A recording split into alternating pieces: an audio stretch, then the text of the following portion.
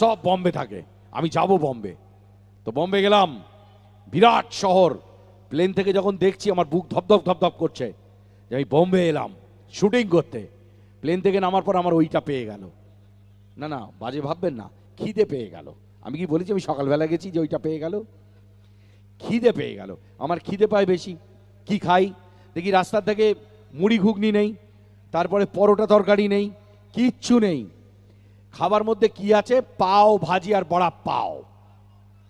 ওই বড়া পাও যদি খাই, এত বড় পাউরুটির মাঝখানে এত বড় আলুর বোম, ওই খেলে অম্বলে আমি মরবো, গ্যাস হয়ে যাবে আমার।